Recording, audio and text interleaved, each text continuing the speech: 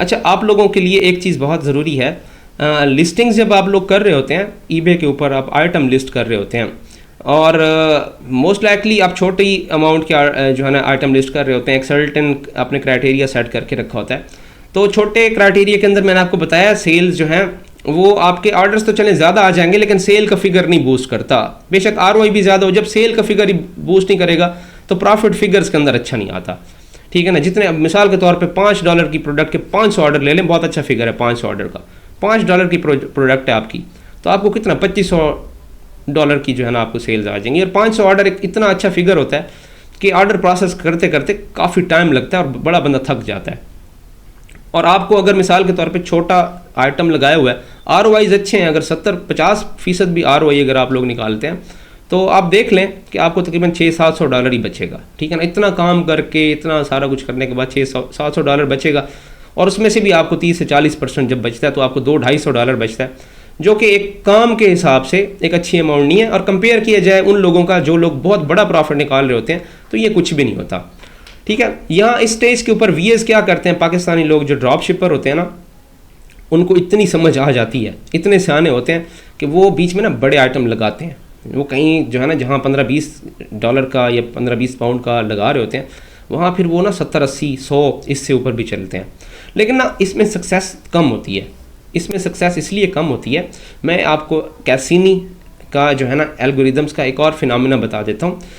कैसीनी हो या अमेज़ॉन के एल्गोरिदम्स हो, जो भी मार्केट प्लेस है या सोशल मीडिया प्लेटफॉर्म्स हैं, कोई भी ऐसा प्लेटफॉर्म जो है जो प्रमोट करता है, ग्रुप्स को प्रमोट करता है, जैसा कि ईबे है, ईबे के ऊपर आपने 40 लिस्टिंग लगा रखी हैं, उसमें 20-30 आपने 20 एक प्रोडक्ट्स आपने छोटी वैल्यू की लगाई हैं और आपने साथ में कहा कि कुछ यार बड़ी भी लगाएं, सेल्स बूस्ट तो मारे, वो भी लगा देते हैं। तो जब ये आप लोग पूरे का पूरा ग्रुप जो लिस्टिंग का ना, ये कैसीनी के आगे फेंक देते हो प्रमोट करने के लिए। कैसीनी का तो काम ही यही है, वो प्रमोट कर रहा होता है स्टोर की लिस्टिंग्स को, तो आप फेंक देते हो। तो फिर ऐसा नहीं होता कि वो आपको मिसाल के तौर पे आज के दिन 30,000 इंप्रेशन उसने आपको देने हैं तो वो डिवाइड नहीं करेगा, आपके बड़े आइटम को भी मिसाल के तौर पे इक्वल जो है ना डिस्ट्रीब्यूशन करे, छोटे आइटम को भी डिस्ट्रीब्यूशन करे, ऐसा नहीं होता। कैसीनी आपको अपॉर्चुनिटी बेस्ड सेल लेता है, हर आइटम भी नहीं बिकता, बिल्कुल ऐसा नहीं है कि सारे आइटम बिकने शुरू हो जाए।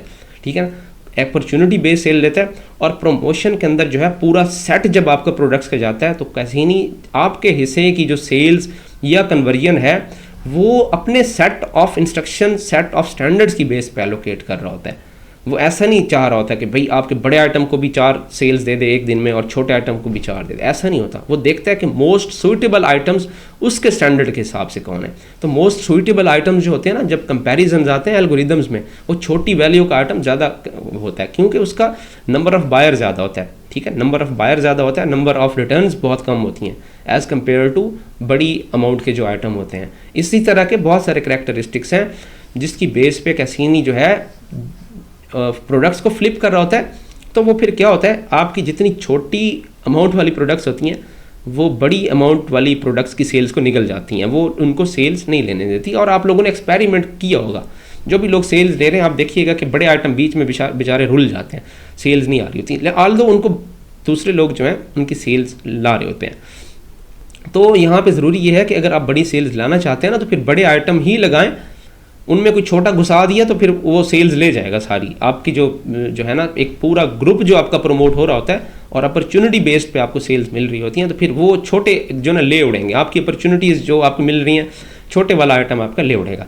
अब ये एक सवाल पैदा होता है कि भाई आपने स्टोर्स देखे हैं जिनके ऊपर छोटा आइटम भी बिक रहा होता है, बड़ा आइटम भी बिक रहा होता है, ठीक है ना, बहुत अच्छा बिक रहा होता है और बड़ी सेल्स ले रहा होता है। तो मैं आपको बता दूं कि नॉर्मल अगर आपका बजट है तो नॉर्मल बजट के साथ इस तरह पॉसिबल नहीं होता, क्योंकि आप एक सर्टेन वे में मार्केट कर सकते हैं, अपना आइटम प्रमोट कर सकते हैं। अच्छा बजट हो आपका, सोर्सिंग बहुत अच्छी हो, खासतौर पे बहुत अच्छी सोर्सिंग हो और अब नॉर्मल ROIs आपके हों, तो फिर ये जो इस तरह का फिनोमेना होता है ये आपको अचीव होता है जब आप इंटरनल एक्सटर्नल दोनों ऐड चला रहे होते हैं। इंटरनल भी आप खर्चा कर रहे होते हैं, एक्सटर्नल भी आप खर्चा कर रहे होते हैं। जैसे कि मैंने आपको बताया कि शॉपिफाई की कट के ऊपर जो है लोग स्टोर चलाते हैं और ये बहुत अच्छी पॉलिसी है, खास तौर पे बहुत बड़े बजट्स जब आपके पास होते हैं, बहुत बड़े बजट्स होते हैं, फिर भी शॉपिफाई बन जाता है आपका स्टोर। और आपका स्टोर जो है ईबे के कुछ सर्टेन ऐसे एडवांस्ड लेवल के भी मार्केटिंग टेक्निक्स हैं, मोस्ट एडवांस्ड लेवल की टेक्निक्स हैं कि कैसीनी को जो है पूरा प्रॉपरली जो है वहाँ पे लगाम डाल के कहा जाता है कि भाई ये इन स्टोर्स को जो है ना एक्सक्लूसिव लिस्ट में डालो, इनका किसी और तरीके से आपने लेके चलना है। तो वहाँ पे बड़े खर्चे चाहिए होते हैं,